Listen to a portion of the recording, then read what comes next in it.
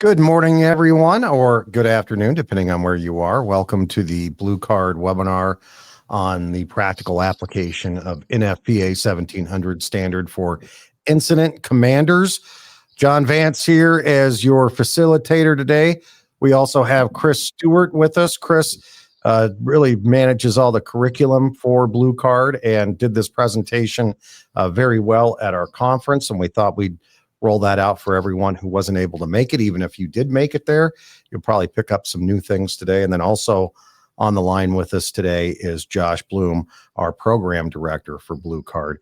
Good day, guys. I'm looking forward to a great day of learning. We want to be able to get your comments and questions. So I'll be monitoring those during the webinar, and we'll have Chris and Josh or anybody else that can answer them, get to them as we can. So feel free to enter the chat there with the comments on the side.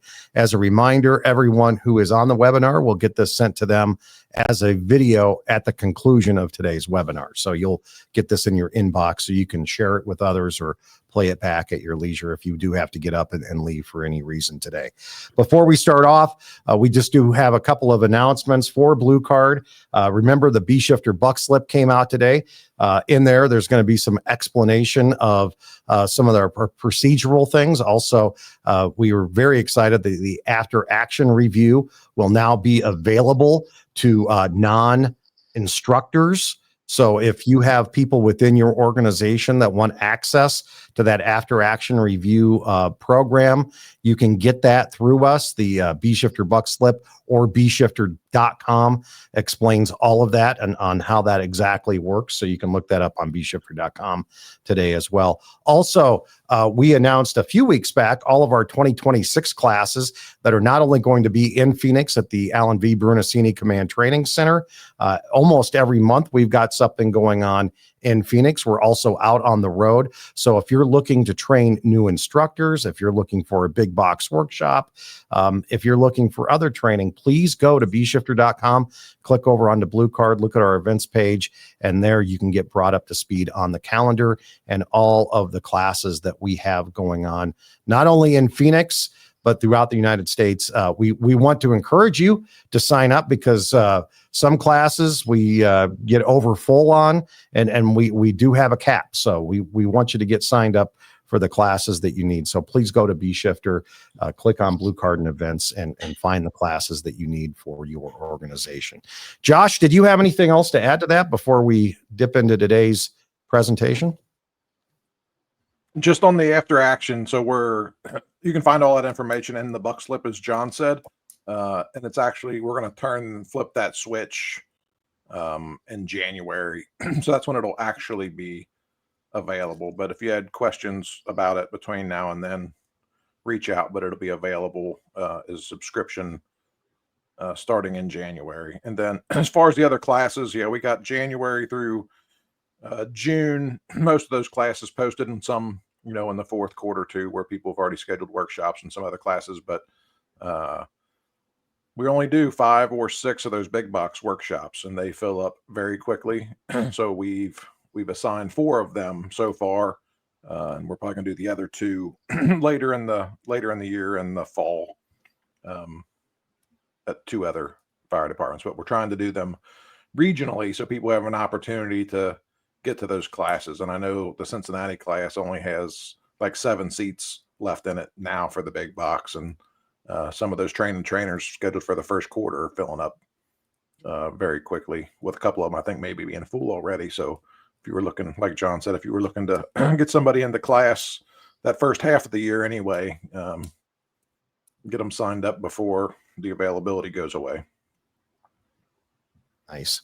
And if people are looking to host a class, they can just reach out to you directly, right, Josh? Is that the correct way to go about that? Okay. Yep. Good. Josh at bshifter.com. Chris, did you have any general announcements before we get going here today? No, I'm ready to talk about the exciting topic of NFPA standards in firefighting. All right. Well, you've been a big part of this, so you're the expert. We're glad you're here today. We'll toss it over to you, Chris, and you do the presentation. I'll monitor the comments, and we'll get to some questions at the conclusion of the presentation or where they fit in. Over to you, Chris. Sounds great. Thank you. As a component of the Blue Card Hazard Zone Conference this year in Cincinnati, in the breakout areas, Josh had asked me to actually talk about the upcoming introduction of the new NFPA 1700 standard. It's the Guide for Structural Firefighting. And over the past 2 years, the committee that NFPA has put together to work on that standard has been needing to create what is essentially the second edition of that standard.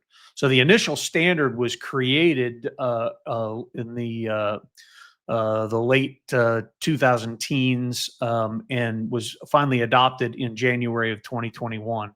And it really is NFPA's first foray into true structural firefighting standards. And it's difficult to kind of create.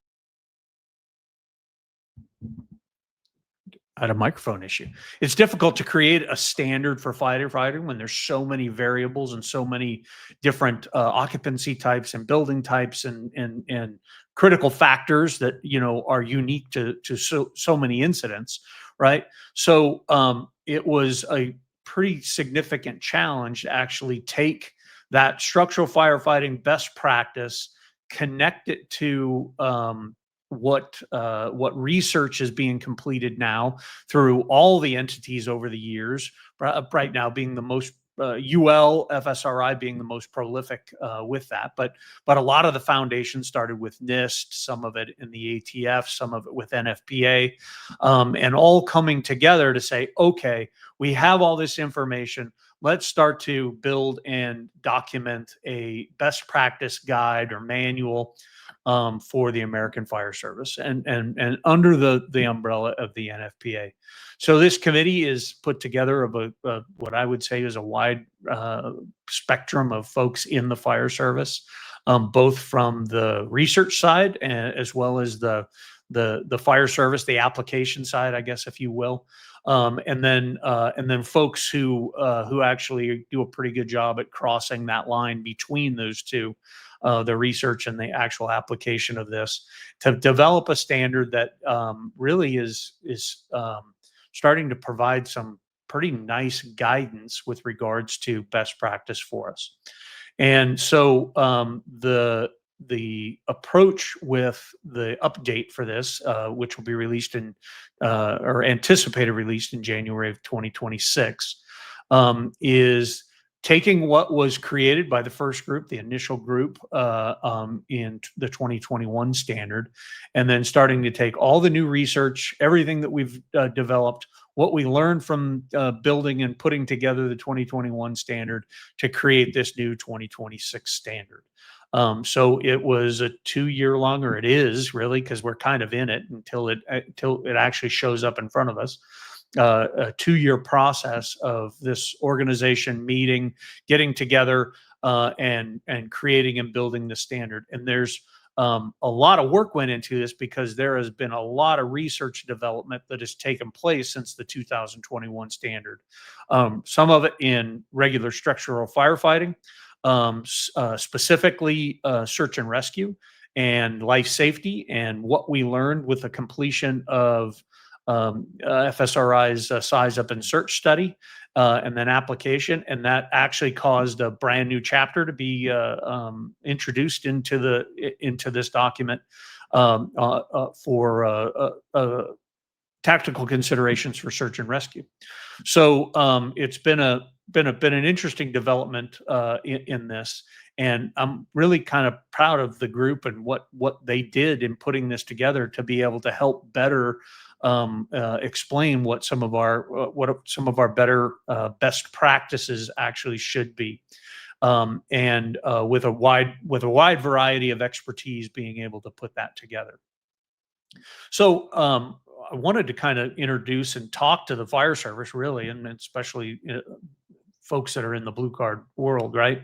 Why standards in fire command and tactics actually matters to us, and because we talk so much about incident command, and I think a lot of the world looks at incident command as some amorphic thing that, you know, you either have it or you don't, and it's passed on in some secret ceremony that, you know, that will never ever see the light of day, which is all that's complete and utter nonsense, right? It really actually is skills and ability built on standards and process. And so that's what we're really talking about here. And one of the goals that I had as being a participant in this 1700 is to include incident command standards and process into this structural firefighting guide, because every single incident should have an incident commander. Every single incident should be utilizing a standardized incident command process in managing the incident and in accomplishing the tactical objectives, you know, the work that we actually have to do, the all clear, the uncontrolled loss stop, and then equally importantly is the firefighter safety element. How are we keeping firefighters essentially in the game, in the fight, doing serious work, but not so much that they're compromised and that we have to turn the entire focus of the incident on and try and save ourselves. So it's a balancing act here, and our job and our role is to make sure that that is shown in 1700, to make sure that that is clear and it's consistent, right? It's consistent with other NFPA standards, specifically NFPA 1561, and then it's consistent with the blue card standard and any other incident command process that may be utilized on the fireground, and then make sure that other elements, it's complementary to all the other elements going on out there. Is it consistent with the message from NIOSH line of duty death reports? Is it consistent with the information that that FSRI puts out on their playbook for successful fireground operations? So it kind of all comes together here, or it should actually come together here in some consistency of message and consistency in practice and execution out on the fireground. So that's kind of the long-winded version of what we're really going to talk about today. So why does it matter that we have an evidence-based guide for structural firefighting? And I think the key element in there is evidence-based. It's not what we believe, it's not how we feel, it's not what I read on the internet, it's none of those subjective things. It's what objective evidence-based information do we have that should impact and cause us to have deep consideration for when we're actually involved in the fireground, whether it's at the tasks, a tactical or strategic level, depending on our organizational position, right? So it helps. Now, does experience play into evidence? Yeah, it absolutely does. But we have to have some fundamental foundation based in the research and the evidence that the research provides for us in order to actually be able to accomplish that. So it's really important that we start looking at evidence-based things rather than folklore and other things that we've relied on in the fire service. And I say that half jokingly and half critically, right? Because I certainly participated in it. I certainly was trained in certain ways that way. And I know that I propagated some of that stuff early in my career because that's the best information we have. Well, now we have better information, and now we have more concrete information that actually helps us be able to work through that. So where does the data come from to decide best practice? It comes from a lot of different places. And like we talked about, or I talked about earlier, is FSRI right now really is the focal point and is the epicenter of that fire-based research. But that's not the only place that it happened. The folks that are working at FSRI, or at least built and developed the Fire Safety Research Institute at UL, they came from elsewhere, right? They came from NIST. They came from other research-based positions and organizations, either in the government or in private industry.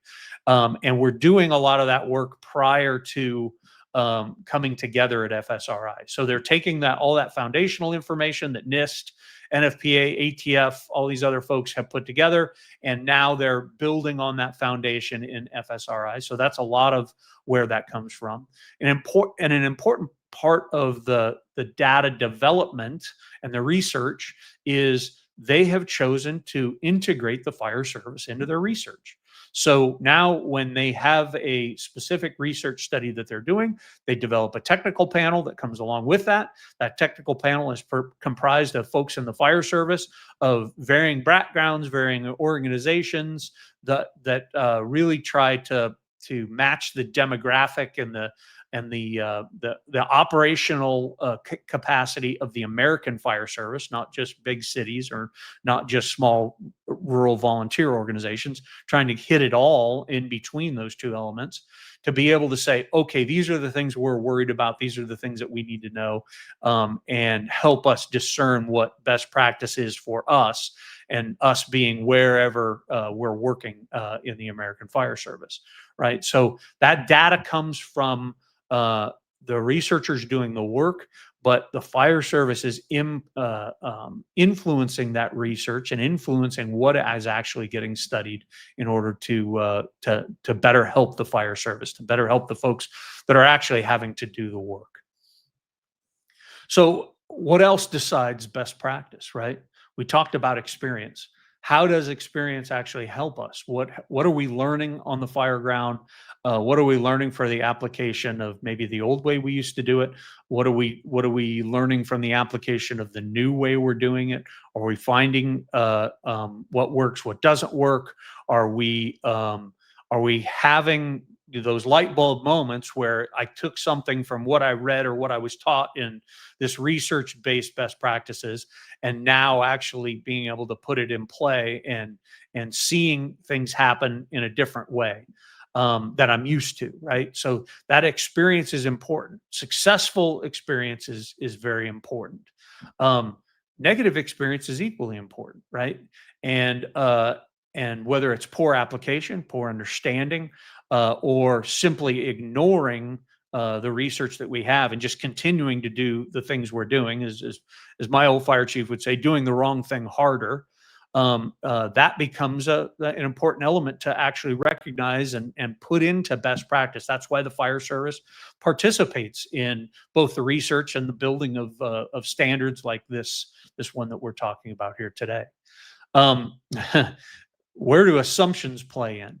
Well, they shouldn't be playing into building best practice, but assumptions should be developed using, I'm going to talk real crazy, the scientific method in the development of the research, right? So we have assumptions, we have these ideas, we have these beliefs of how things were happening or are happening on the fire ground, and the way we've been doing it previously. And it needs to be put into the research side of it and the development side of it to say, all right, is it true? Isn't it true? And it's not always binary, yes or no. It's some of it is true, some of it isn't. This is what we may have actually been seeing out in the real world. And then taking the actual evidence and the data that we get on the back end and being able to plug it into this. So the assumptions have a role, but it's early on. And we should not be putting assumptions into our standards, right? It needs to be tested and vetted and measured in a way. How does the way we've always done it fit in? There are certainly things when we talk about the way we've always done it in the fire service that actually have stood the test of research and evaluation and data, and we should continue to do those. But we've also learned that things are not always accurate and as important as we might have thought them. And I'll use the Southwest supermarket incident as an example, right? So at the 20-year anniversary, we sat down, a couple of us sat down and kind of took a look at the things that we developed after Southwest supermarket, right? And looked at some of the specifically the tactics driven information that we had written down in our report that was generated, less than a year after Brett was killed. And it was very interesting based on the fire behavior research and information that we have now, what actually stood the test of time and what didn't. And the way we always did it in a lot of ways is probably is continuing to create problems for us. But we just haven't had anything significant enough, I guess, where we haven't learned the hard lesson yet. So we haven't been proactive in actually taking that stuff in some instances, and to be able to improve that. And so for us, it was ventilation, right? We made these bunch of the assumptions about early and harder and more deliberate ventilation at these types of fires. And knowing what we know now is we couldn't have been more wrong in that assumption, right? And so now we need to take that and adapt that into our process and into our policies and our best practice now to say, no, we're going to do that ventilation differently. And we're going to focus way more on fire control, and then and not consider or apply that ventilation stuff until after or during the fire attack, right? So that always does play a role, but it has to play a specific role, and we've got to prove and vet it. And then the last part is what I like to refer to as the Facebook fire department, right? Social media has been probably the fire service's it's been a fantastic tool, and it's been a tremendous detriment all at the same time. And because it has allowed for good information to be shared very quickly, it's allowed for, we've never had more access to actual fires, actual incidents, actual scenes, conditions, actions of the fire department or fire departments more quickly. We've never ever had that. But then it's also given us a platform to spew, stuff that may or may not be true, stuff that may or may not be accurate. We can make assumptions, we can make judgments, and as firefighters know all too well, is we do not need to let facts get in the way of a good story. So that becomes a big component of this. So does the Facebook fire department drive any of this? I don't think it does. It may create some of those questions and assumptions that lets the research side of it vet it out and work through it. But it's not and isn't driving anything. We get this feeling, this sense. It's really a false sense that it's driving, but we should probably pay attention to it. Let's use it for its good, and pay attention to the nonsense to be able to say, no, this is specifically why we do that. This is and the why behind it, and then be able to say, we're not going to do these things, and this is why we're not going to be able to do things. So it helps drive that a little bit more definitively. So how else do we decide best practice? We decided on operational success. We look at incidents where we did a good job, and then we're able to actually break it down and be able to explain why that was a good job, and reinforce maybe some of the training standards, practice that we do that actually created the opportunity for this good job. And then at the same time, if this good job was just completely and totally accidental, is to be able to identify it as such. I'll say regularly, I will accept luck on the fire ground, but I am very acutely aware that I cannot produce it, I cannot train it, I cannot make it reliable. So I need to be able to call it out when we're lucky. Hey, we were lucky. This is how we got lucky. Here are the ways that we should probably do this moving forward that is more deliberate, more and more clear and more predictive in being able to manage that. So that operational success is really important. In fact, I feel as a fire service, we do not recognize and we do not call out operational success nearly enough to reinforce the positive things that we are doing. How do we use operational failures or the lack of success, right? And we should be using that a lot.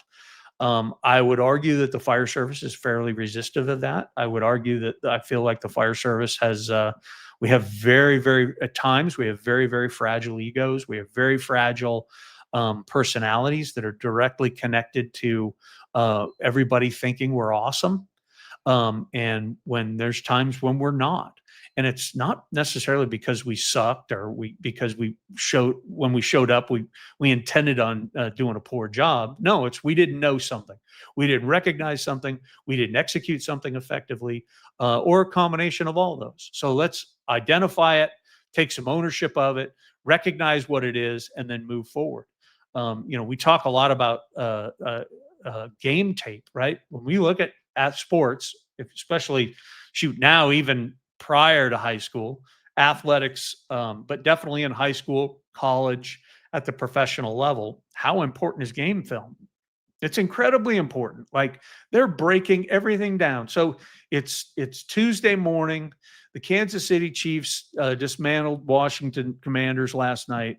Do you think the coaching staff right now is breaking down every single play for every single position group on the Kansas City Chiefs to be able to talk about when they come back in before their next game? Absolutely, they are, and they won. They were successful. They were victorious. They beat a fairly good team, right? But they know that the only way they're going to improve is to break that down and actually look at it. So the successes and the failures.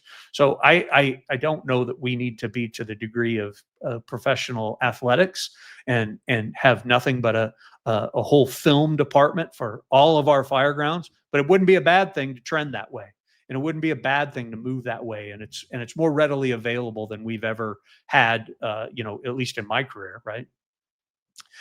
Research and data is absolutely driving it. We spent a lot of time talking about that earlier. And then this last thing I want to recognize is the 10,000 hour rule. Is when anybody who's familiar with the idea of this 10,000 hour rule, it has everything to do with evaluating why and how people who are highly successful at any given industry, skill, ability, art, how did they become that? And there's often this assumption that they just have some innate super talent.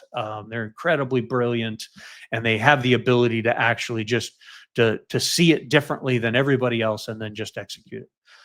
Well, I think the 10,000 hour rule, especially as presented by in the book Outliers by Malcolm Gladwell, that's really not true. When you start looking at people who have been overtly significantly successful at least in the American lexicon, when you start talking about Bill Gates, and internationally, you start talking about the Beatles, or you start talking about hockey and athletics. What makes hockey players successful is there are very certain specific situations, and there are certain opportunities that are afforded these people. And then every single time they are connected to a lot of very deliberate, specific effort to be able to make them good at that.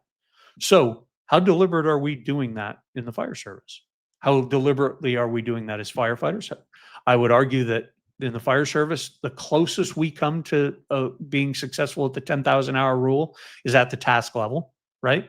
Because throughout the beginning of our careers and throughout the middle and a lot of times the end, especially if we stay firefighters, we spend a lot of time on executing the work. That's a good thing. But how often are we spending that same amount of time and energy on executing incident command at the strategic level? How often are we executing that time on tactical level, being a tactical level boss, a division boss, or a sector boss, right? I would argue that we don't do nearly enough of that, but it has a greater impact on the overall success and well-being of firefighters, success for our communities and the well-being of our firefighters. So it blows me away that we don't pay more attention to that. What truly is the standard to become an incident commander in the American Fire Service? Pass a promotional test and be a good dude. That's it, right? There is none. Well, if we're starting to develop practical applications and standards for firefighting, and we're tying and connecting incident command to that because it's critical, it needs to happen at every single incident, that 10,000 hour rule becomes a really important thing for us to recognize, us as organizations, maybe organizational leaders, trainers, operational leaders, is we need to spend time doing this stuff so that we actually get better, so that we actually get it right every single time, or the vast majority of the time.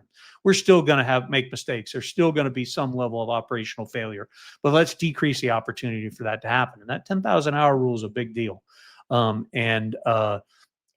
love for us to, have that predictable surprise is, I can't believe this incident didn't go this well. Oh, really? Well, how often have we been training on it as an IC or as a division boss?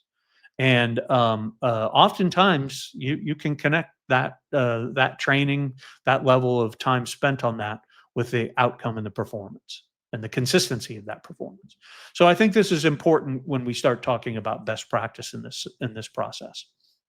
So, like we said before, the NFPA 1700, the Guide for Structural Firefighting, should be released early in 2026.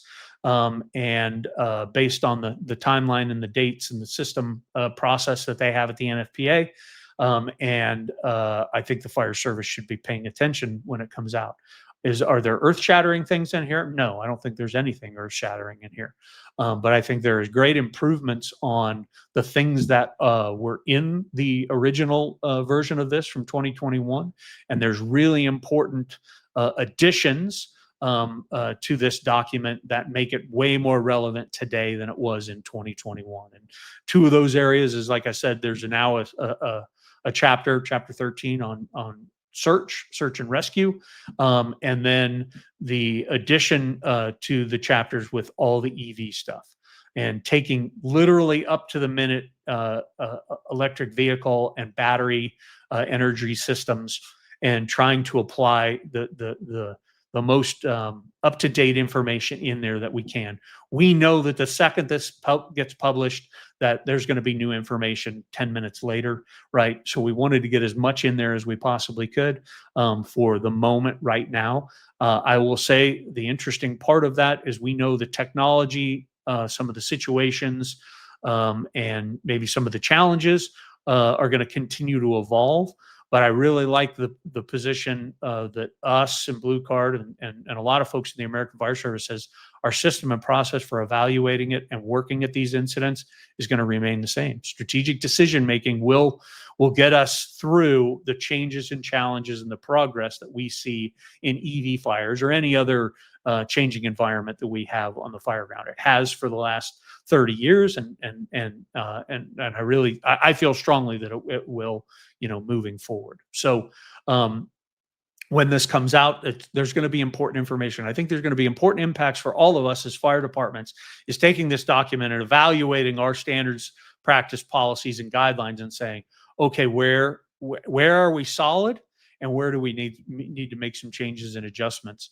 And once you change that standard, then you've got to train to it, and then you've got to start monitoring how we're actually doing that out in the field or in the real world.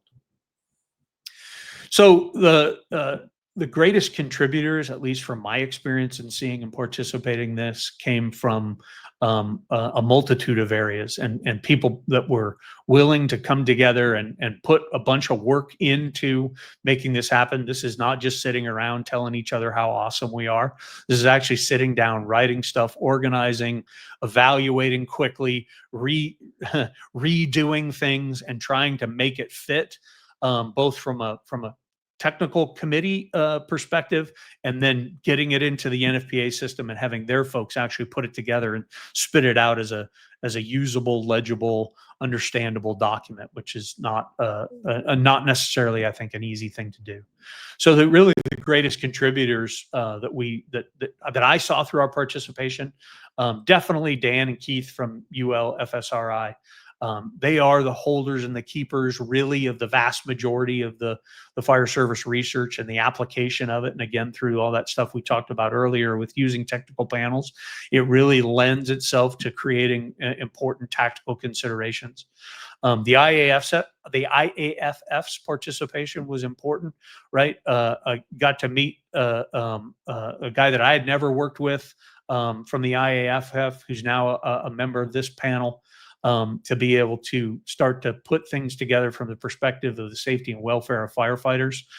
This was not a political discussion. This is a fire service taking care of Mrs. Smith, protecting firefighters discussion. And Jeff and those guys and Sean DeCrane and those who have done it previously, right? Their influence and input on this, I think, was really important.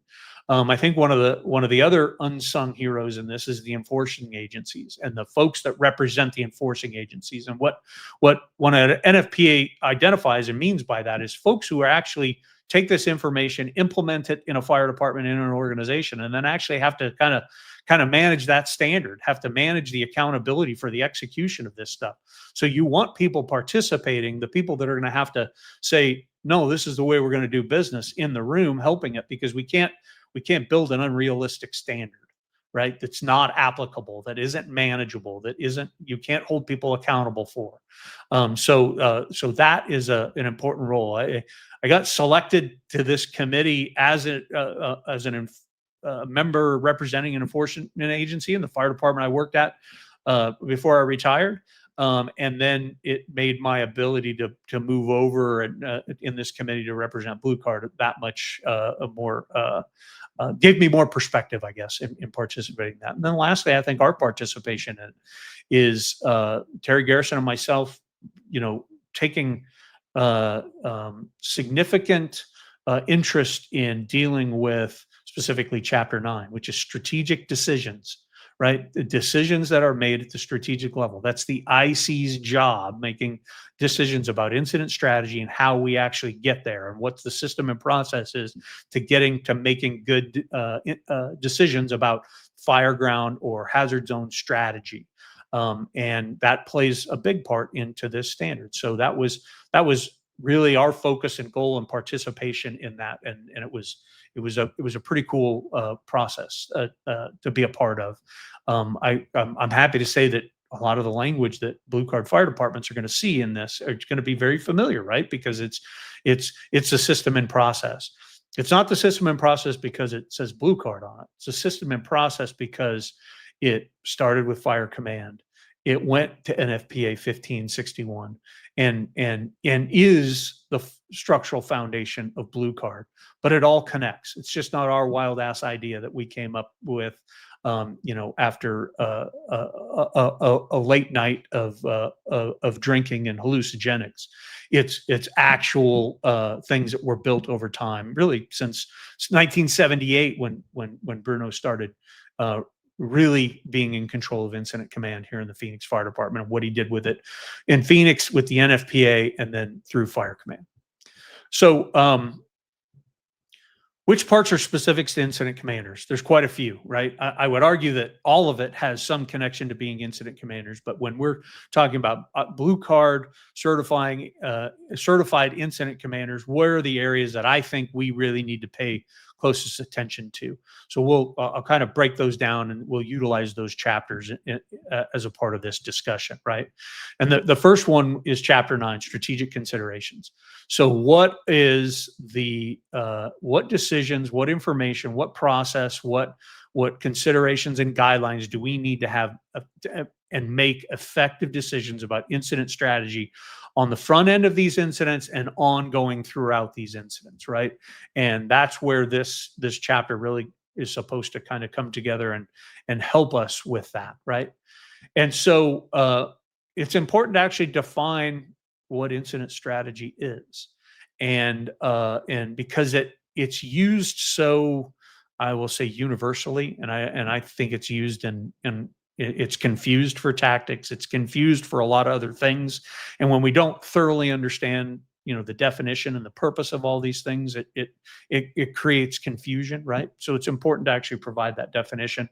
The position for which firefighters work to complete the tactical objectives, right? And we know in our system the tactical objectives are all clear, making sure that all the life safety, all the potential victims and all the customers are removed from the hazard zone and taken care of, right? The best of our ability, making sure that we bring this incident under control, right? It's the fire ground. It's gaining fire control, putting the fire out, checking for every place that fire could potentially have moved to, and making sure that it's out. And then lastly, and I don't want to say least importantly, but I think in the order of our priorities, right?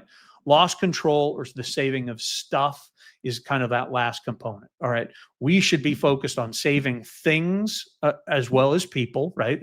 People take a higher position in that. That makes complete sense. But we should be focused as professionally as we can on saving things, people's things, businesses things, the buildings, the occupancies, the things that actually matter to folks, that either gets them back up on their feet and able to live, or actually maybe keeps a business up and running after some rehabilitation to be able to move forward.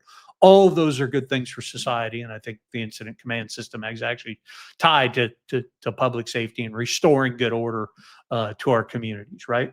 So that's the kind of the definition and the fine point on incident strategy. We know in our system we have two distinct incident strategies that we work in on the fireground. That's offensive strategy and the defensive strategy.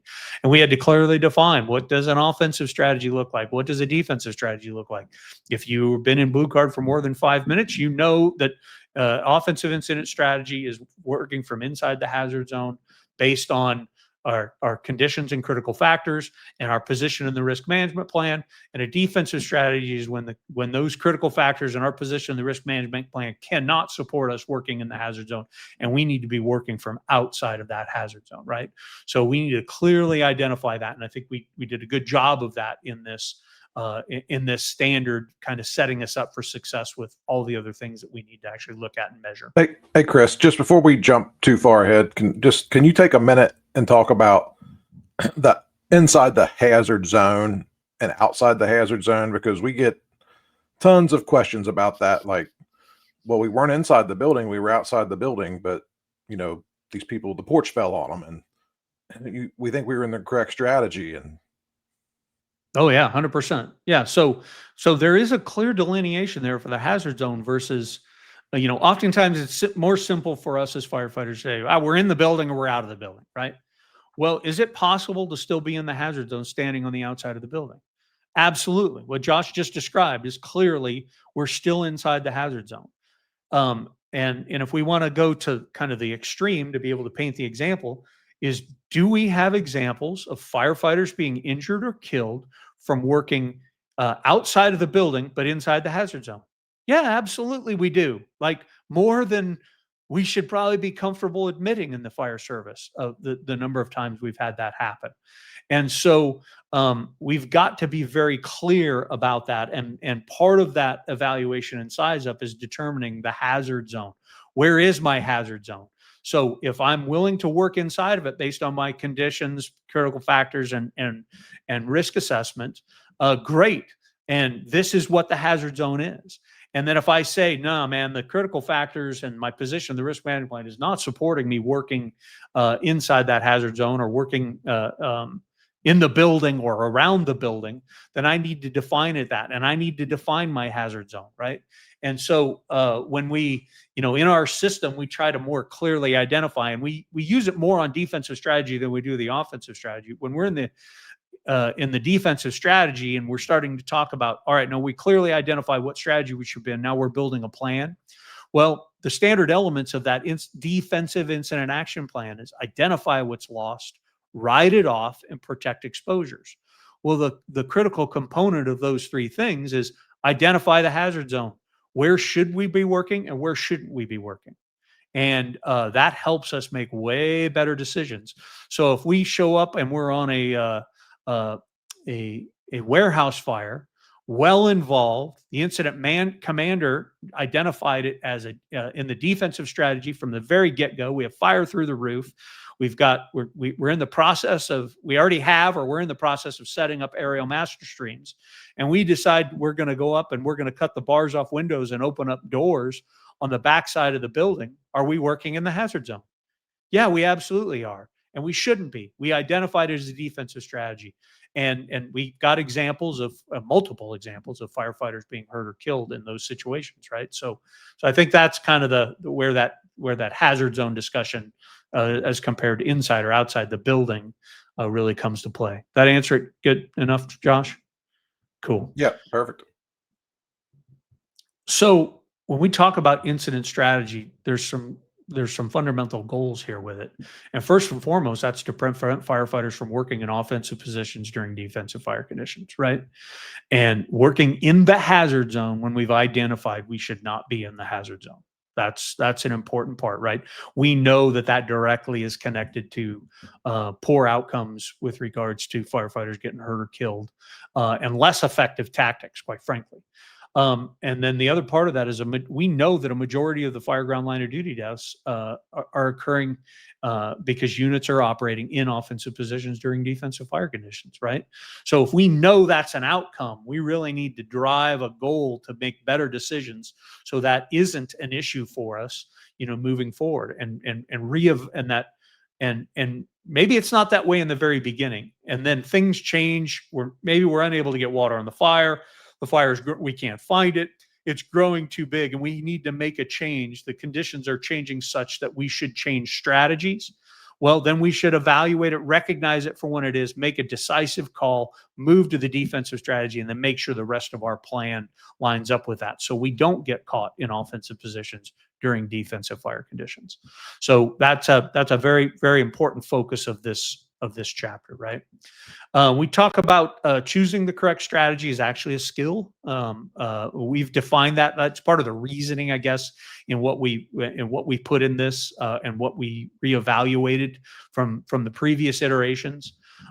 Recognizing and talking about its standard skill, standard process, it's a skill that utilizes a standard process.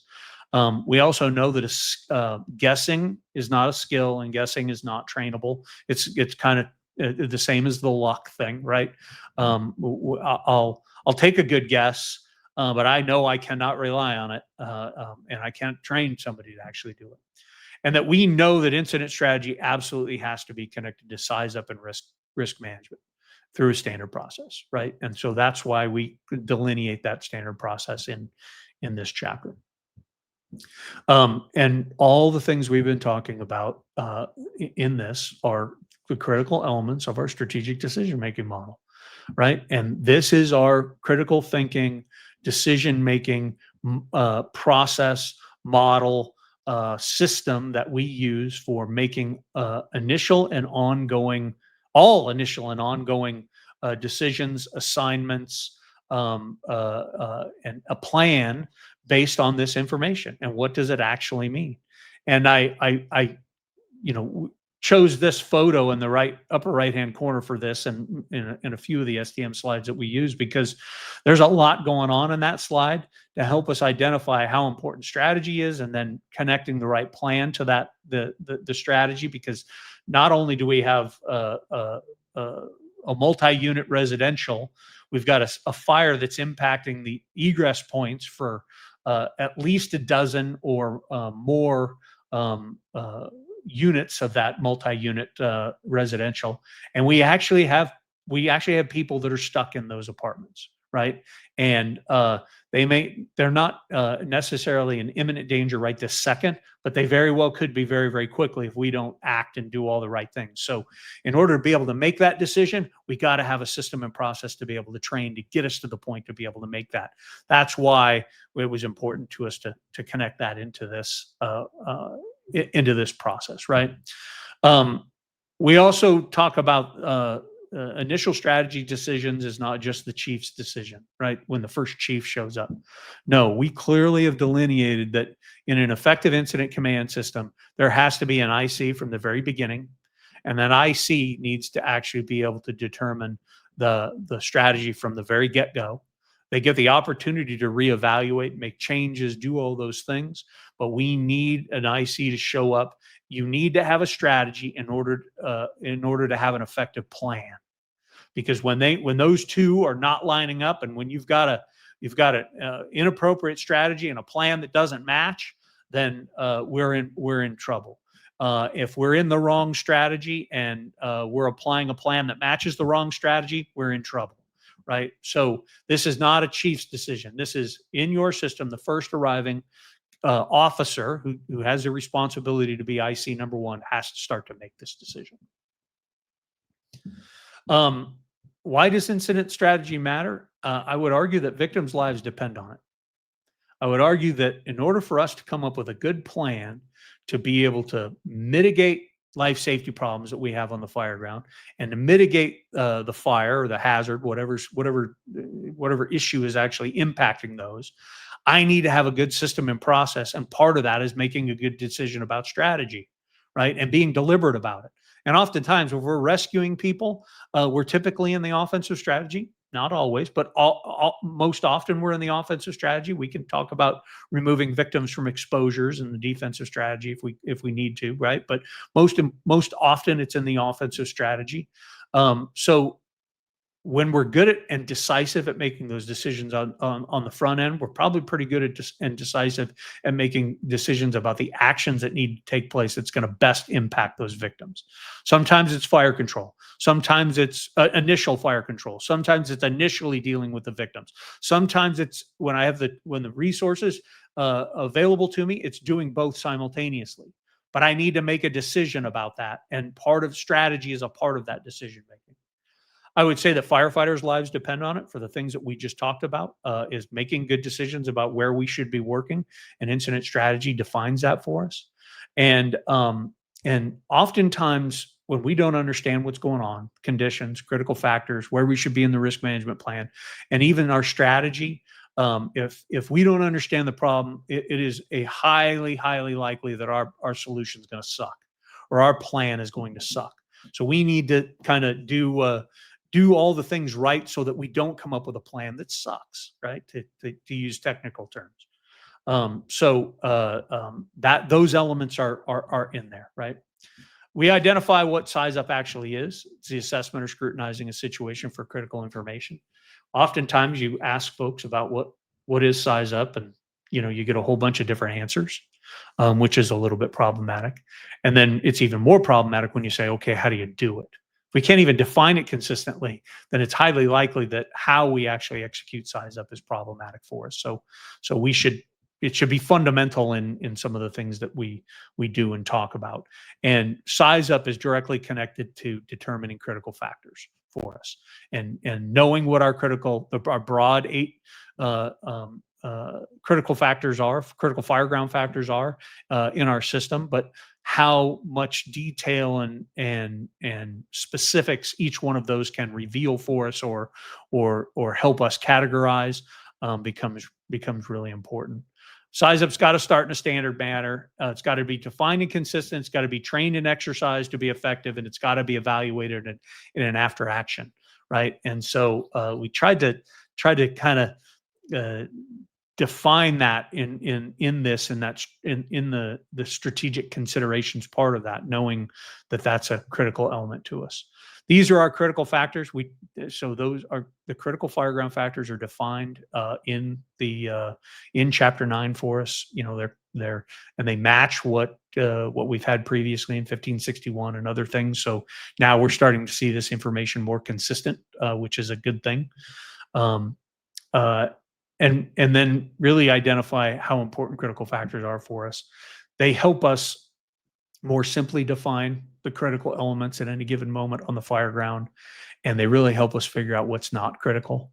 Maybe more importantly, right? We shouldn't be spinning our wheels or spending any time on things that actually don't matter. We should be really focused. And are there times when we show up and there's so many critical things happening? Yeah, you can have that, but you need to actually figure out, all right, which ones actually are the most critical, and which ones am I going to actually act on early on in this incident.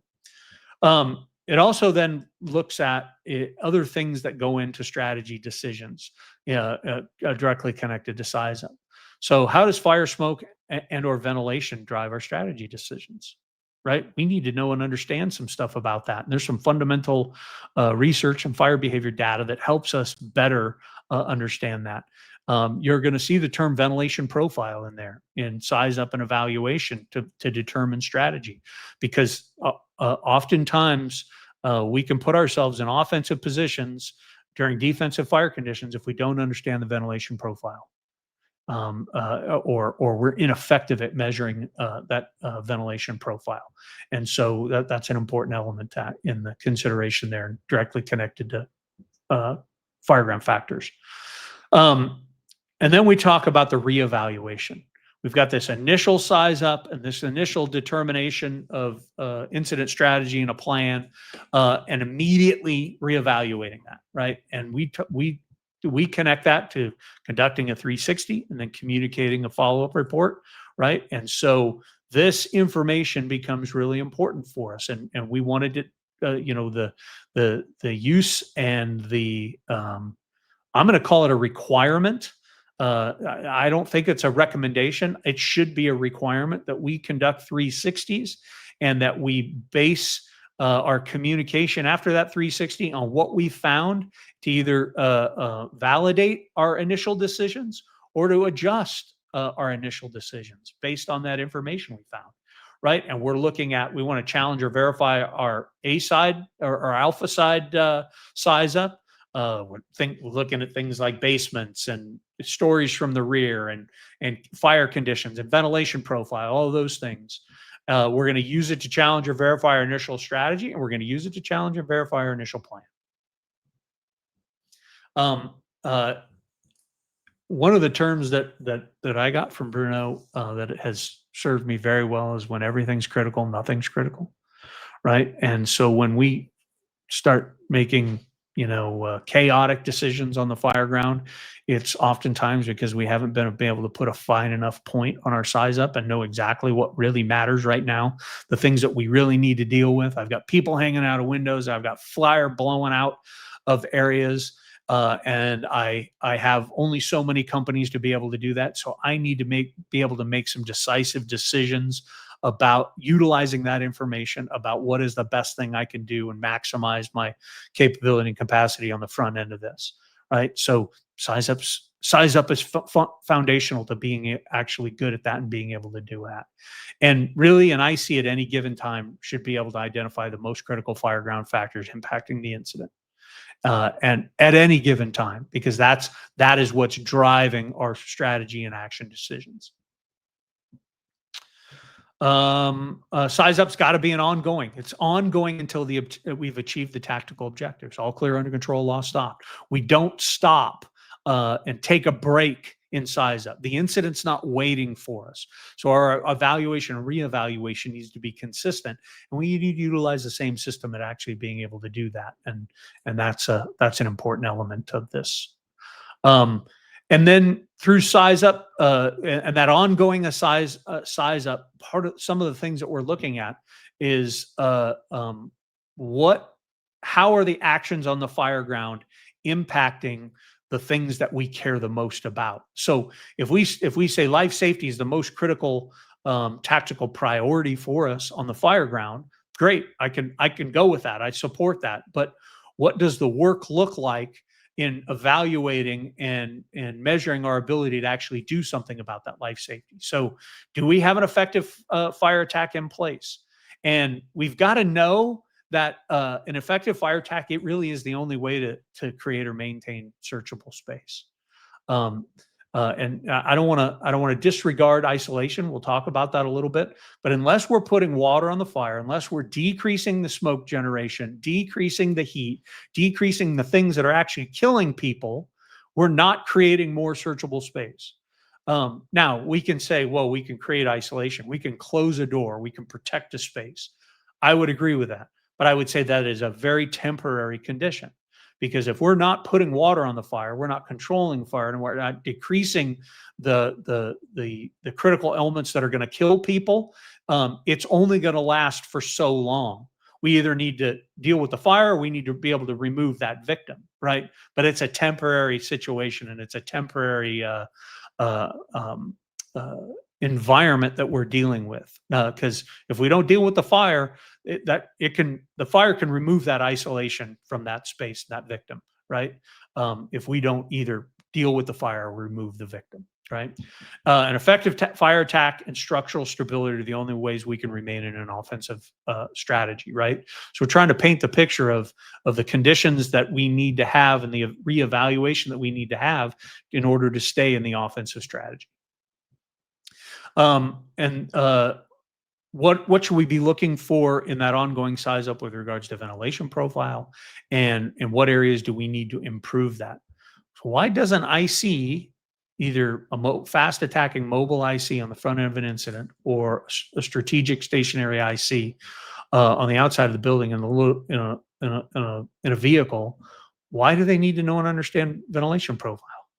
Well, because it's directly impacting the victims and it's directly impacting the people doing the work. And there are a time and a place where we can actually manage it. or redirect it, and there's a time and place where we take it away altogether by putting the fire out.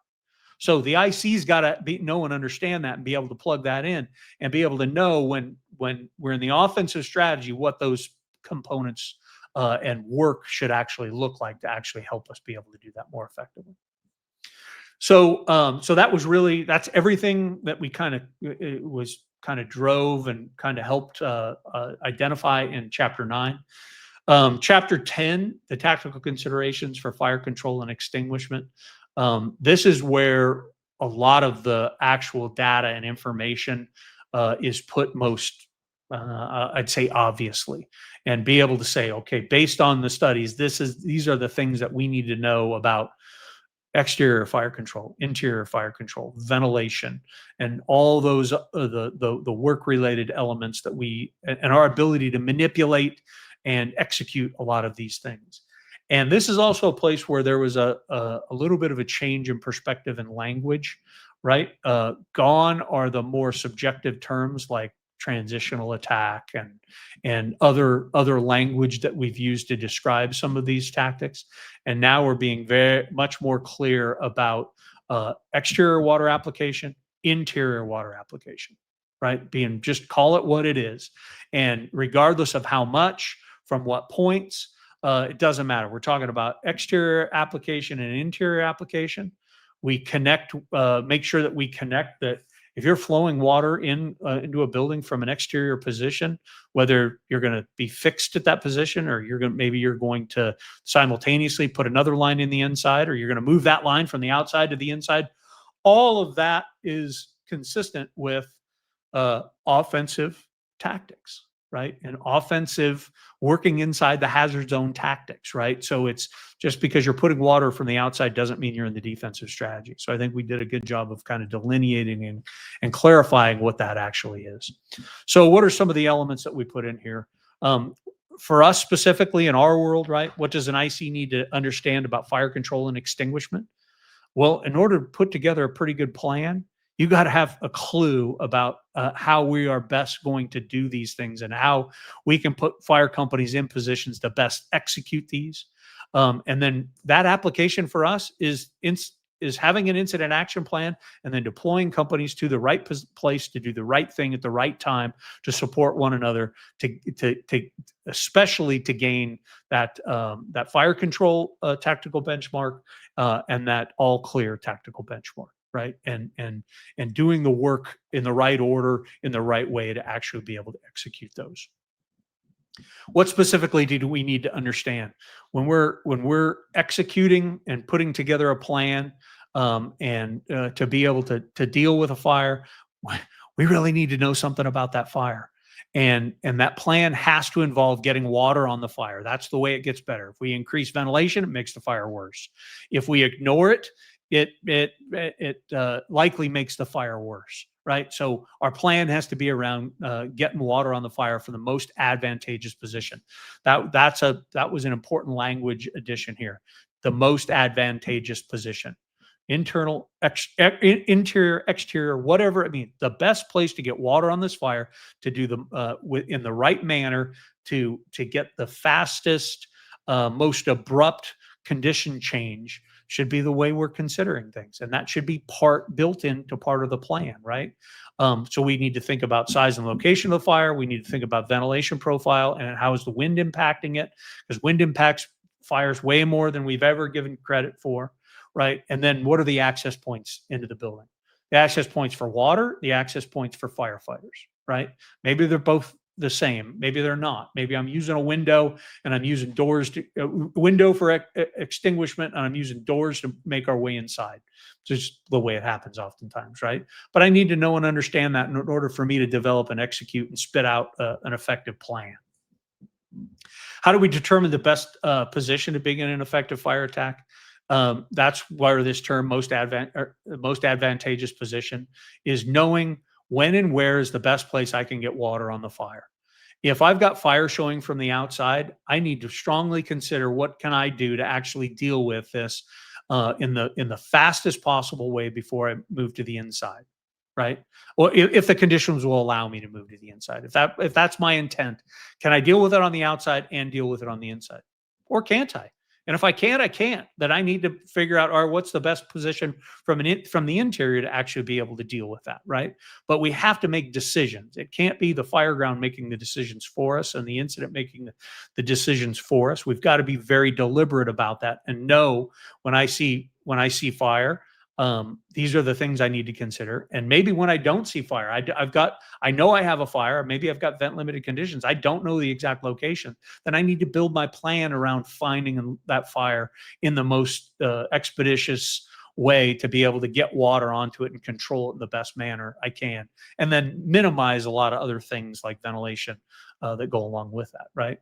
So the location of the fire, do I have fire? For example, do I have fire inside showing outward? Do I have it outside extending inside?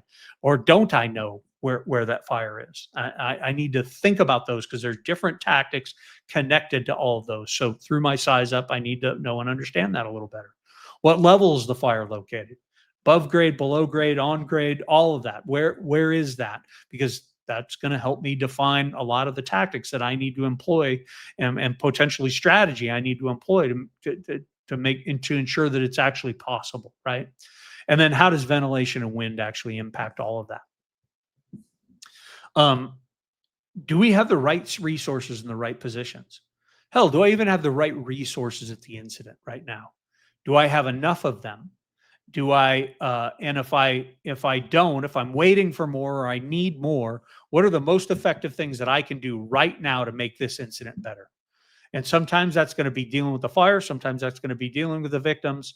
But you have to make that decision in the moment based on the conditions and based on your capability and capacity of the resource that you have in that moment. Are we using effective water volumes?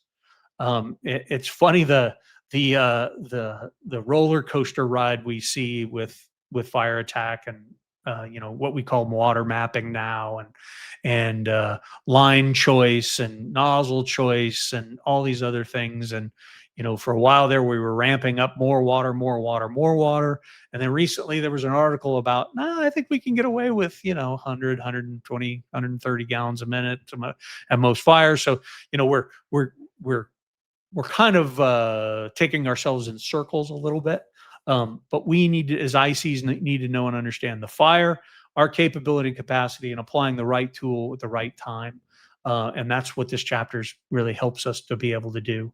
And are we focused on putting water in the right place to actually protect tenable or searchable space? That's an important part of the consideration. If life safety is our most if life safety is our highest tactical priority, not necessarily the work, but the tactical priority. How do we determine the best position in fire attack? How large is the building? How big is the fire? How much effort, time, and air will it take me to actually execute that? Knowing all that, using part of that as your decision making in selecting the right tactics is a critical element. And then how does ventilation impact? So we were specific about talking about ventilation profile, flow pass, wind, and then what are the types of ventilation that we can execute that tend to be most effective given the building, given the conditions, and given the opportunity, maybe even the presence of wind in making those decisions. But I want to be deliberate and decisive about making those decisions on the front end. And I need to know and understand that in order to make better decisions, both in strategy and plan. And then we get to chapter 12, which is the fire-specific tactical considerations. So that is occupancy, structure, and specific to occupancy and structure types that we most common or are most problematic for us across the fire service. And again, this was difficult. So now we're talking about all of the U.S. With the inclusion of Canada, and then this is used elsewhere, right? So what is the broad spectrum of things? And I think in the 2021 version, they did a really good job of picking out what those are. One of the best things that I think we did in this next version is start to organize it a little bit more clearly, right? And to help us make the information more easier to find and maybe even easier to use. So one of the things we did is we took all the categories that we had in there and we broke it down into residential and commercial, and to actually help us frame, tactics a little bit better and best practices a little bit better, because what is best practices in residential and a single family home is likely different than what's best practices in a commercial, in a strip mall or a warehouse or a big box or one of those. So we tried to be a little bit more deliberate with that.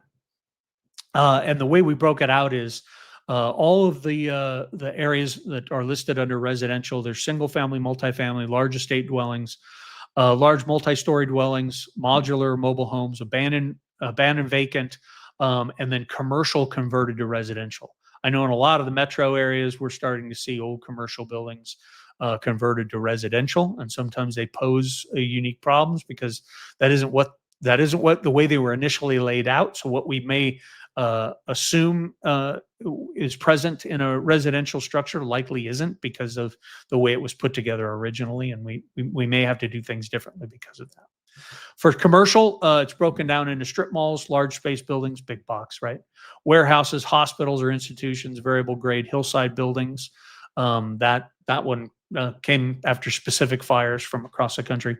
High rise, and then buildings under construction, because there's so much construction going on in the U.S. right now that and fires in buildings under construction are definitely a challenge for us, right? So one of the things that I was kind of most happy with is since Bruno's passed away, and those of us that work here at Blue Card have had the ability to review a lot of his stuff. And hey, he had 2 full-size sea containers full of his stuff. And it's writing, a lot of it's handwritten because he wasn't spending a lot of time behind a computer, and being able to review. And one of the things that I had seen in the last 2 or 3 years was a document that he had written based on an evaluation of a line of duty death fire. And his feedback to the people that asked him to evaluate this incident, evaluate the report that was written. This line was very, very predominantly positioned in there. And I thought it was so important that took that and tried to plug it into the right place in this document. So when we're talking about warehouses and large space fires and tactics or conditions driving tactics, one thing that seems to be very problematic for us is our attempt to make an offensive attack in large space buildings during defensive fire conditions, and how often we're unsuccessful at it, and how often it actually creates safety and welfare problems for us as firefighters, right? And so we included this quote: "A fire of any significance in a large space building will challenge the resources of many departments. It's not possible to convert deadly defensive conditions into survivable offensive conditions in these structures. Deep-seated fires with large fuel loads or structural involvement are rarely, if ever, extinguished from interior offensive positions." So when we have quotes and information and incidents, case studies that define that for us, we should actually start to put that level of scrutiny in our standards, right? Start to look at that. So are there times where we put out fires in from offensive positions in commercial buildings? Absolutely they are. But they are never large, humongous, overwhelming fires that we just keep throwing people into the volcano trying to solve. It just doesn't work that way. So we need to have some practical application. So one of the elements that we added into there was this in those commercial fires. We identified some special circumstances in the chapter, and those were specific to basements, both residential and commercial basements, and some connecting some of the research that has been done about effective operation in these, and as well as the case studies where these are problematic for us. And then the most significant and new information that was added to this is battery technology. So whether it's battery energy storage or electric vehicles, what information do we have? What best practices have we drawn from that and implemented? And both for residential and commercial occupancies, and to help us identify. So for a lot of that stuff is going to live there, and thankfully it's in there now. So it's at least going to help us get off to the right start. EV size up is based on standard and process. Imagine that, a new challenge based on standard process, strategic decision making, right? And utilizing strategic decision, just easy for me to say, strategic decision making to determine strategy and incident action plan for an evolving threat or hazard for us, but utilizing our standard process that leads us in the right direction. And so it was important that we the documentation that we utilized, connected to this and helped us make good decisions for it. And then chapter 13. So this was actually the new chapter, the one that was most added and had the most new information, and it was based on the UL size up and search study. And it's tactical considerations for search and rescue, right? What things do we need to consider in executing and managing search and rescue, right? So we talked about the two things that we need to actually be effective is we need to be able to do the work, and then we need to be able to manage and organize the work, right? That's the incident command part of that. So when we're looking at this search and rescue and life safety perspective, those are the two elements that we were looking at when we developed this, and the folks that worked on this did a fantastic job, in my opinion, right? And we were trying to answer some questions. Are we doing the best for our communities? What do we have to do to improve our performance for fire victims, right? Those are two important elements that I think this chapter kind of helps us identify and move us towards. So here it is: the work and the management and the coordination of that work. Task level, strategic and tactical levels. What is that perspective? Do we know why we're doing what we're doing, and what decisions do we have to make to understand why? That's all about size up and risk management. That's all that is, right? So the initial parts of the size up and search chapter are based on size up. Exterior size up, exterior both initial and ongoing, or conducting a 360, that reevaluation of those conditions, and then the application of that information, and then building a plan based on those conditions and whether we think life safety is a critical factor or not, and building the right plan. Right? That is size up and risk management. What do we need to know to better understand search and rescue? What do we need to determine search tactics in the moment? Those are both important considerations for ICs. We also need to consider residential versus commercial. That's based on critical factors and what action best impacts life safety. Do the same actions impact life safety in residential in a 1,000 square foot house as they do in a 15,000 square foot strip mall occupancy? No, they're very different. We're not conducting search and rescue in the same way in the commercial as we are in the residential, and we're relying on fire control to be a really important part of our ability to actually search for people and remove potential victims. As a portion of size up, we need to recognize that residential occupancies is a standard condition. Right? So when we show up, a standard condition is at a residential occupancy, I need to determine whether life safety is a critical factor for me or not. Right? And the standard is that I should expect victims. I should expect them, but I need to evaluate is based on the conditions, based on what's going on here, based on the things that are happening in the moment. Do I think life safety is a critical factor or isn't it? Just simply make that decision. Be deliberate and conscientious about it. And then we need to better apply specific search size up and actions as a part of our standard action. So when we're looking for where the fire is in comparison to where the fire isn't, what is the ventilation profile? All those things help me determine where could the most endangered people be? What's the best thing I can do for those endangered people right here in the moment? Is it deal with them, deal with the fire, maybe do it simultaneously if I have the ability to? All of those things are decisions that we have to make, and they're all based in size up.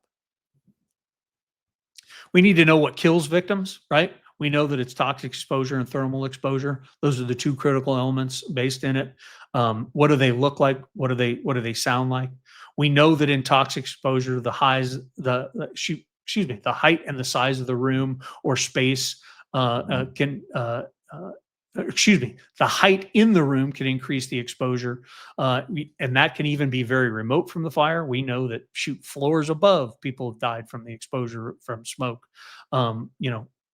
16 floors above where the fire was in certain instances. And what that's creating an environment of less than 12.5% oxygen and likely greater than 5,000 parts per million of carbon monoxide.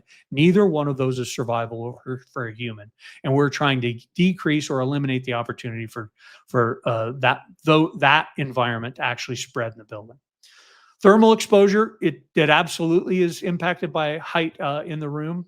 But it also has something to do with proximity. So the closer to the fire you are, the more likely you are to have a problem with it. And then when we start to use isolation, putting things or barriers in between the fire and victims, that can actually decrease the thermal exposure that they may have, or parts of the thermal exposure that they may have. And then we need to know and understand how people actually die. And how the heat actually impacts them when we start to get burned and when we can't live.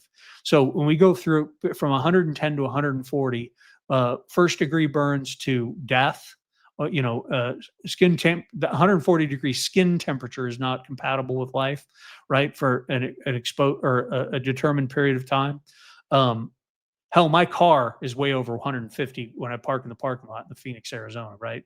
So that's not just being exposed to it, but that's actually experiencing. That isn't that high. That's only a 30-degree swing in temperature, right? So the humans are a little bit more fragile. We need to consider that when we're actually executing plans. We know that environments of greater than 250 degrees is not survivable. And then we also know that moisture is the greatest variable in heat tolerance to humans.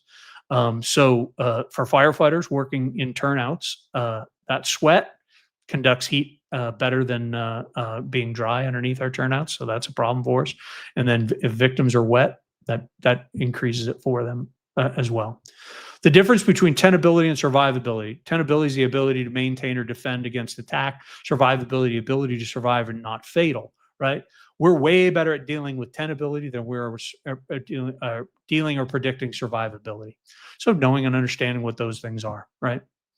What knowledge, skills, and abilities do we need to know to be effective with search and rescue and residential occupancies? I think this chapter does a good job. We need to know and understand a little about, or the whole standard, and then culminated in this chapter.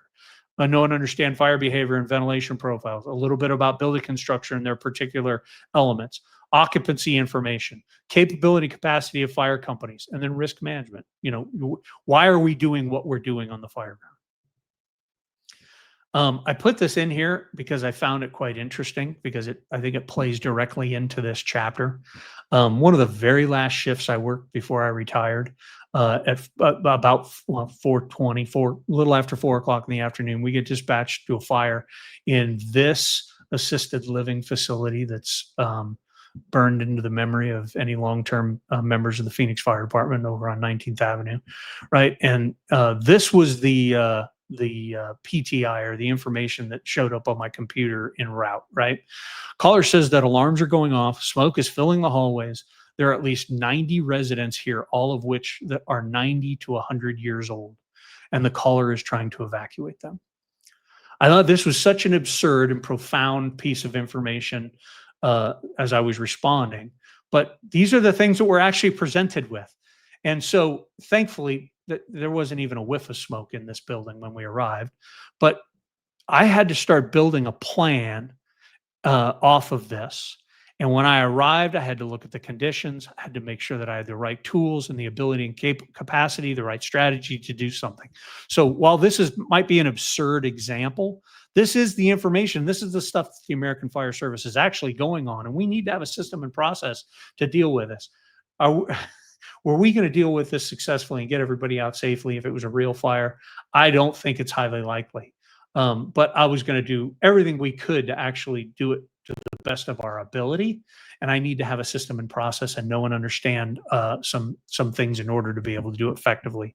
And I think this book, this guideline actually helps us do that. So for us, for our purposes of this discussion, all this is information is in there, but I broke it down into strategic, tactical, and task. And this will be the last thing that we kind of talk about today.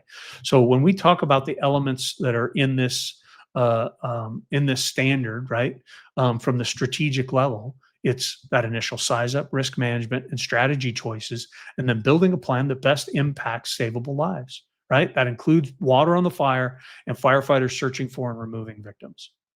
That's if you're at work at the strategic level and you're evaluating or you're trying to implement this and maybe challenge the way you do business utilizing this is the perspective from which I think we need to approach this. And I think it's really important that we do that.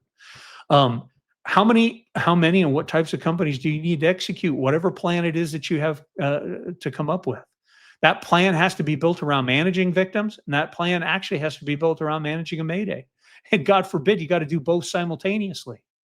Oftentimes we sell ourselves short with resource deployment on these incidents because we go to so many where we don't find victims, and we go to so many where we don't find victims, that we're not adequately resourcing and building the right organization to be able to manage these two things either independently or together, which together is kind of like the perfect storm.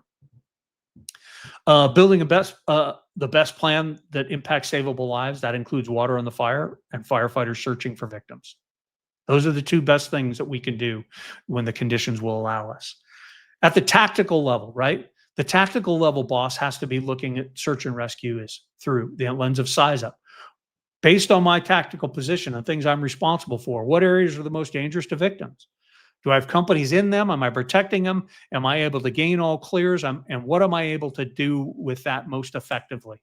I'm balancing some level of risk management, utilizing our system, and ensuring that whatever the overall incident strategy is matches from my perspective of where I'm working as a tactical level boss. I'm building a plan just like the IC that best impacts water for savable lives. The plan that best impacts savable lives is one that includes getting water on the fire and firefighters searching for victims. Those are the two fundamental elements on the front end as a tactical level boss. How many and what types of companies do I need to execute that? And just how many do I need to execute water on the fire and firefighters looking for victims? But how many do I need to actually manage those victims, take care of them, get them to wherever they need to go? And then am I actually ready for a mayday when all that is going on? All those things have to be considered, right? And then at the task level, the work part of it, right? And that is broken down into two, kind of fundamental parts: the fire attack part and the search part. When does it need to be done together? When can it be done independently? How am I sizing things up? How am I sizing it up from the exterior? How am I sizing it up from the interior? Right? The firefighters going inside the building have the ability to size up the interior. That's a thing that the IC or a strategic level IC will never actually get, because they should be staying outside of the building in a strategic level position, right? So I'm going to rely on those folks to do that on the inside. Where are they going to search, and what are their target areas? Do they have water on the fire? Are they putting water on the fire? Is it being done? All those things need to be recognized and understood. When would the fire and smoke critical factor be so serious that we prioritize fire control and extinguishment over any other action? Are we actually training to recognize those situations? Are we able to communicate that effectively when we recognize those conditions? When we're actually looking for victims, are the victims isolated from the heat and toxic environments? Can they be isolated? If they're not, and can I protect that isolation if I put it in place or it's in place prior to me getting there? All of those things are an important element, because I don't want to take them from a based on my actions, I don't want to take them from a reasonably stable position or condition to an unstable condition or position based on what I just did. So I need to have a better idea about my plan. Based on mine or the victim's location, what's the best removal plan or pathway for those victims? What help do I need to actually execute it? Am I taking them out a window? Am I to protect them from the environments that I just came through? Are we going to change those environments out there and then take them out that way? Right? All of these things have to be decided in the moment, and a conscious responsive victim is different than an unconscious, unresponsive, maybe apneic victim, right? That time element becomes a little bit different in that, and you've got to make some more decisive decisions based on it. When the victim's out, who's going to take care of them? What am I going to do now? If I remove a victim, am I staying with that victim? Am I going back inside? Do I have the right amount of air and the right amount of accountability to actually be able to go back into the inside? All those things actually have to be answered, and I need to be able to look for bosses to be able to help me, especially if I'm a firefighter at the task level doing that. But I'm just not going to make arbitrary decisions. It's interesting to point out that I learned, this is a conclusion that I brought back after this. Search has never ever improved fire or smoke conditions. It can temporarily isolate them from them, but it's not decreasing the fire. It's not decreasing the production of smoke. It's not decreasing the production of the toxic products of that combustion, right? And so, does search matter? Absolutely, it does. But when I do it to the detriment of fire attack and to the detriment of those environments and the victims and me, I need to think about really hard about, is that the right decision to make? There is a time and a place where I think it is the right decision, but that is not every time. And that is not the default, in my opinion, right? We need to be able to size up and make good decisions based on it. And this is the information that all of the studies and this kind of helps support that. So why does it matter? Back to our initial question, why does it matter that we have evidence-based guide for structural firefighting? There are so many elements and so many critical points to actually being able to execute this that we need some type of standard evaluation and guide that helps us go through it in one place that's easily used to help us figure that out. And again, this should help challenge our standard operating procedures that we have in place now, and how we train and how we're evaluating our performance out in the field. Interestingly, the connection for Blue Card and the connection for UL to this come from this document, right? This helps give us the foundation. We're help supporting this. We're help providing the information for this for the fire service, but it's got to be consistent for everybody. These aren't the only two agencies involved in this, right? But they're the two of the bigger ones involved, and it's important that all this stuff is actually lining up. So to all my homies out there that love getting on the bandwagon of, abolish the NFPA, or we don't need the stupid standards in the NFPA, and it's run by industry, it's run by the manufacturers, all of that. I don't know a whole lot about the other committees, and I know there has to be input from them when we're talking about equipment, but this one was about firefighting. And this one's really important. I think they're all really important, quite honestly. But we can't get caught up in this nonsense, right? This is divisive. This is, if you actually are concerned the way about how it's performing, get involved. But selling buttons and T-shirts and making cool social media posts isn't fixing shit. So it's a complete waste of time in my opinion. And all of these, I pulled all of these off the internet. These are all available right now, so you can they're there for the consumption, and obviously people are buying them. Otherwise, they wouldn't last on the internet very long. So if anybody has any specific questions, I don't think any of them have popped through, but really I will close this by saying one of the critical consequences, or the outcomes, that maybe is a better way to put this, for this is, for me, as somebody who's been responsible for promotional tests, me as somebody who's been responsible for development of firefighters in a fire department, this document I think is solid enough to be able to consider is, should this be a part of a promotional bibliography?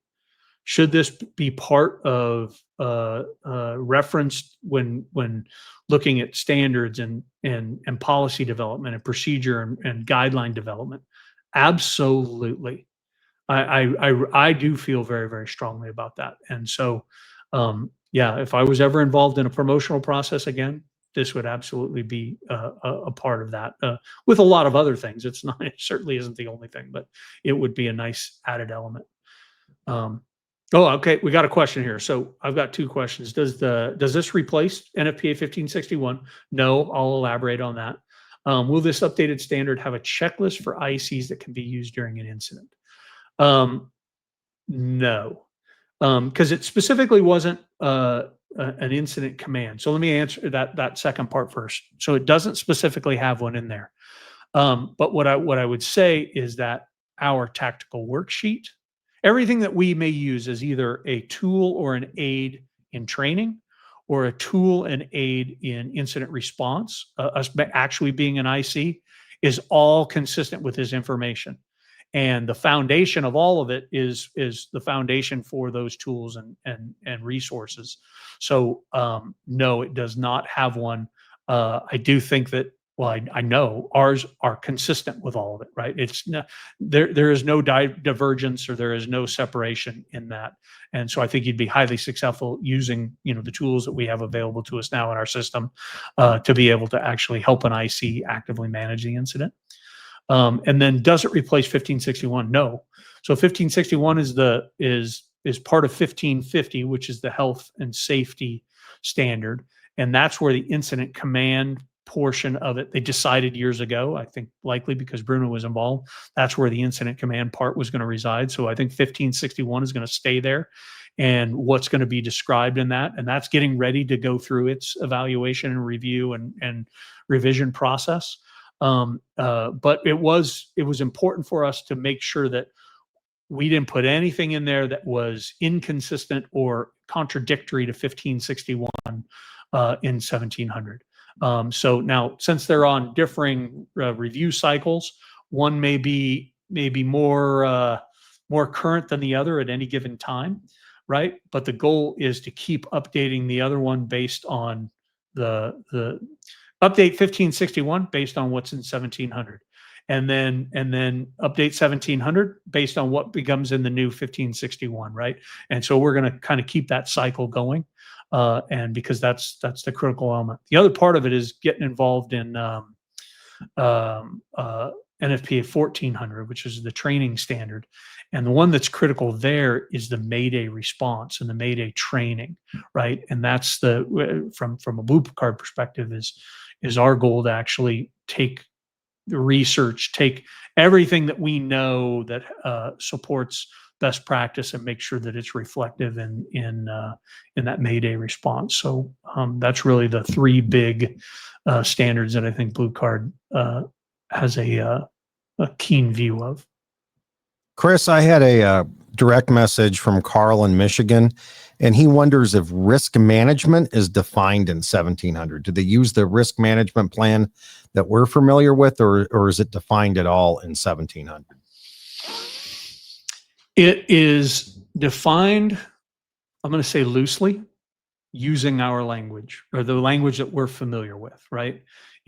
We describe that it has to go through a risk management plan, and any effective risk management plan is connected to savable lives and savable property. So however that looks, some organizations may choose to do that differently. And so we didn't say this is the one, because hasn't necessarily been defined. I would like to see that in 1561 before I take a stab at putting that in 1700, in my personal opinion. Obviously, there's a committee that's going to make that decision, or committees that are going to make that decision, right? But not yet. But it's very consistent and familiar language. Good question. Right. Yeah.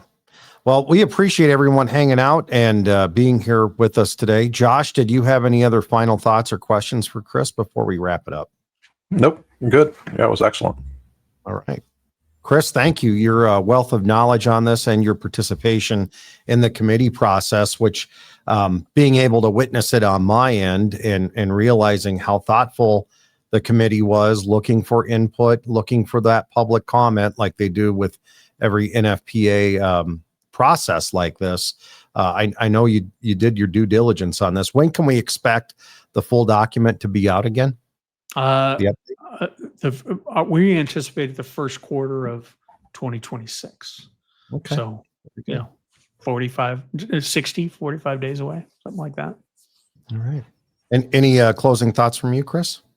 No, but I do mean it. If you got a problem with the NFPA standard, get online, set yourself up an account, submit applications to those technical panels. We need quality people in the technical panels.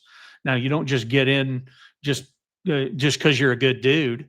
You actually have to put some stuff down and how you're involved and how you're actually going to be participative in this, because nobody's looking for passengers in this process.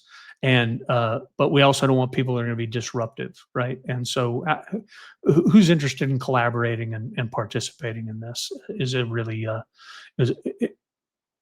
is a critical element to this. And I encourage everybody to. And if you don't get on, then comment. And one thing I learned, anybody can get on the meetings. Anybody can attend in person, and anybody can get them online. You don't have the ability to vote. You don't have the ability to, do the critical elements in the process, but you can be there, you can hear it, and you can participate. So I don't be afraid. And if you don't participate, oftentimes you don't get the right to bitch. Yep. The famous line about voting, right? That's like, if you didn't participate in the process. Well, Chris, thank you very much for the great presentation today. And we appreciate everyone out there who has joined us. If you have any questions, comments, going forward, you can reach all of us at the emails here that you have on the screen right now. And feel free to reach out to us at any time. Again, thanks for being here today. And thanks for being with us on this webinar. Have a good one.